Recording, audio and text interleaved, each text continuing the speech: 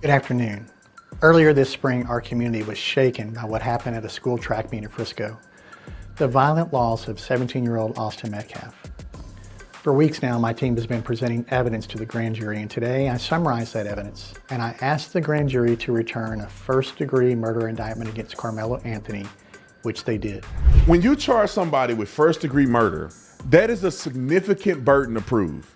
That is a significant charge to levy against somebody in a case like this.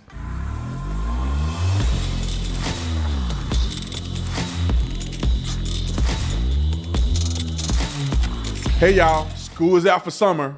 Now is the perfect time to deprogram your kids with Angel's hit cartoon series, The Tuttle Twins, an animated show teaching freedom, family, and free markets. It's making waves around the world. Even Argentina's president, Javier Milei, is replacing Marxist kids shows with Tuttle Twins to raise a generation rooted in liberty and capitalism. Angel is building a platform for families who want entertainment that reflects our values. It all starts with Tuttle Twins, streaming now exclusively on the Angel app. And it gets even better. Trust me. Join as a Angel Guild Premium member, which I am, and get 2 free tickets to every Angel theatrical release, including the upcoming film Sketch. And Sketch is about a girl whose sketchbook falls into a magic pond, bringing her wild and mischievous drawings to life.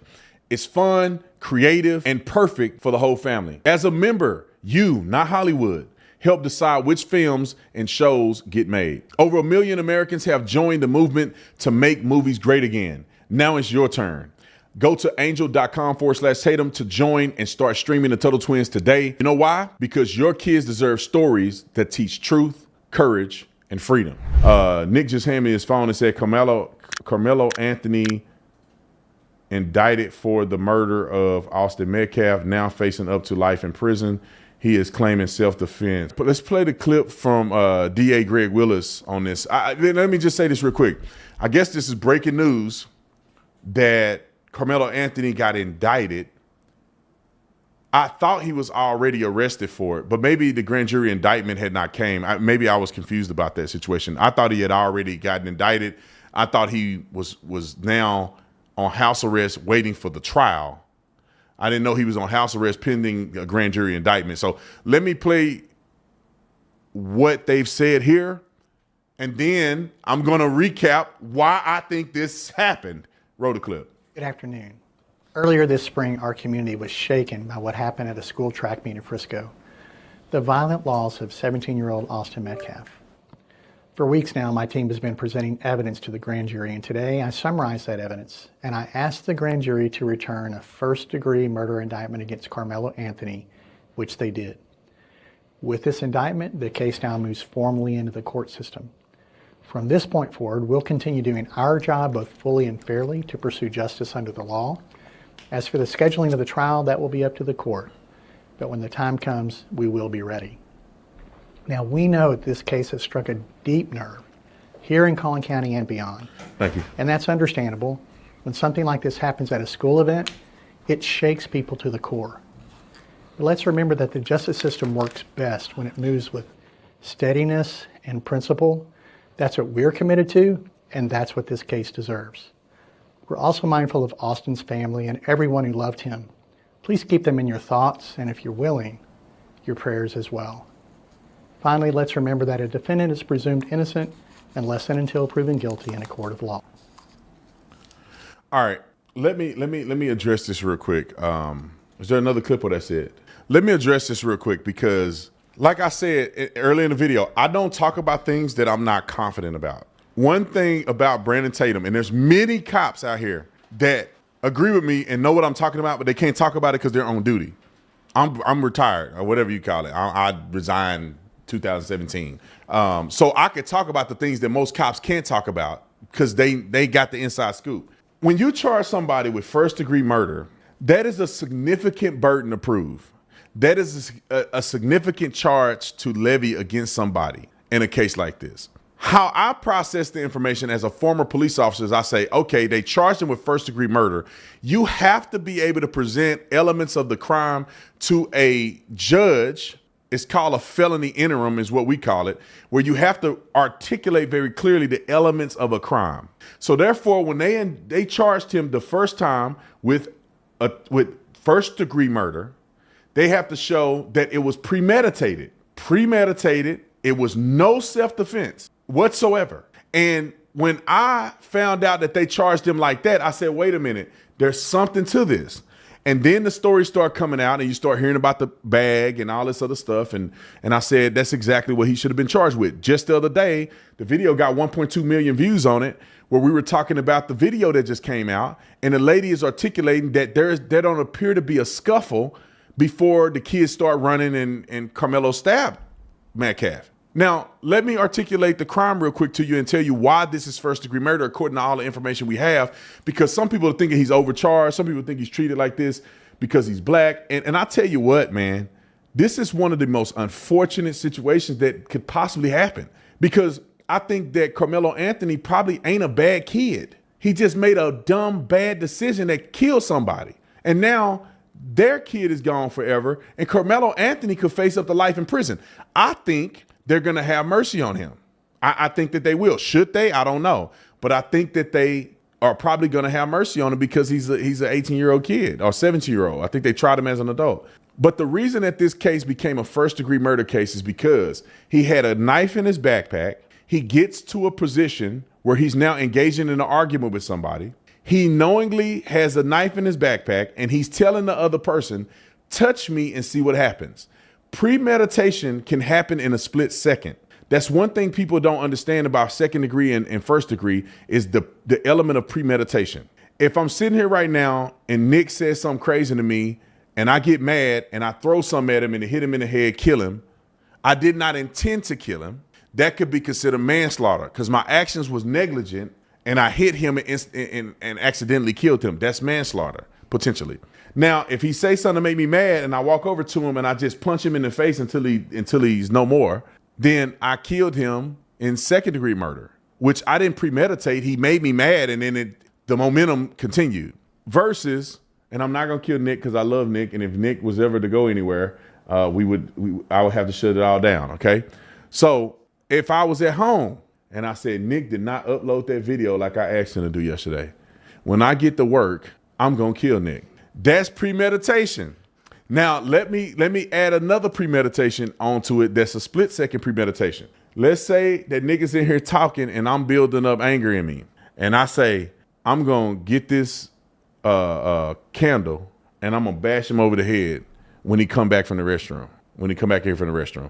That's premeditated. That's all it takes. Or you can say I had a knife in my pocket, carry my gun on me all the time. And I say, Nick, say one more thing to me, I'm going to shoot you. And he say something to me and I shoot him. Well, I premeditated it, right? I knew that I have the gun and I know if he say something to me, I'm going to use the gun against him. That's premeditating a murder. And I hate the analogy because I love Nick and I would never do anything to Nick. If anything, I'll take a bullet for him. But Carmelo Anthony having a knife in his backpack and saying, you touch me, see what happened, that's premeditated. He knew that if this guy touched him, he was going to use this knife to stab him in the heart and kill him. It's unfortunate, y'all. I don't like that this happened. I'm not celebrating anybody in this situation because nobody won. Carmelo Anthony going to prison for the rest of his life ain't gonna bring Metcalf back. So nobody wins. It's two lost lives. But I want people to understand that this is not some sham and they're just doing this because he's a black young man and the black man struggling. It's like, nah, man, you committed a crime. There's a law on the books. Just because it's a sad situation or just because you were young don't mean you can kill somebody. Because it's so egregious that you go into somebody else's tent and they ask you to leave and somebody in the tent resulted in a death and they didn't even hurt you. And let's talk about the negating of self-defense or disproportionality. Self-defense says that if you feel, because you got to think self-defense can be a multitude of different responses, right? If a person is threatening me and I feel like I'm going to get beat up by these guys and I hit two of them in the face and I run off, I didn't assault them. I defended myself because I felt like it was an imminent threat against me that these guys were going to beat me up. Now, in order to use deadly force, you have to have the fear of serious bodily injury or death, meaning that you think these kids are going to beat you to death. You think they're going to substantially injure you. One of the two things is going to happen. You can then respond as self-defense with deadly force, but it has to be proportional. Somebody talking can't lead to you using deadly force against them. It's somebody like, oh, Brandon, I'll come over there and whoop you, bro. They just talking at this. There's no imminent threat of serious bodily injury or death. Now, if a dude that's 6'8", 350 pounds, walk up to me and get in my face and threaten me, that's different, right? Because now I'm like, this guy will kill me, potentially, because he's much bigger than me.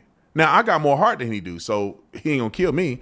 But a person can legitimately feel that way because they're like, oh man, if this guy get his hands on me, he could kill me. And then the guy start punching you and get on top of you, you're like, oh, I'm gonna die for sure. I can't fight this guy, and you shoot him. Justified. In Arizona, I don't know about your state. Texas, Arizona, most states in America justified. I don't know, California weird, New York weird. You know, dude got to kill you first before you can kill him. That's how some of these states mean. Some of these states you got to tell a person, boy, I'm gonna kill you if you kill me.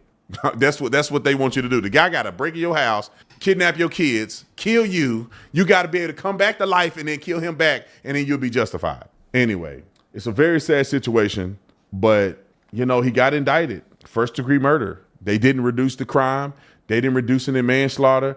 They didn't reduce it to second-degree murder. They still are holding first-degree murder. And the thing is that we don't have all the evidence. We don't know everything they have because we don't know if Carmelo Anthony wrote somewhere that I got a knife because I'm going to kill one of these white boys if they, you know, I don't know if he has some type of a line of evidence pertaining to the reason he had a knife in his bag in the first place. Because it doesn't make sense for you to carry a fixed blade knife to a track meet in a backpack. You're in Frisco, Texas. You're not in Stop 6 Eastwood, Texas. You in Frisco. You where the white people live. Now it got a little ghetto because the brothers moved up there, to be honest.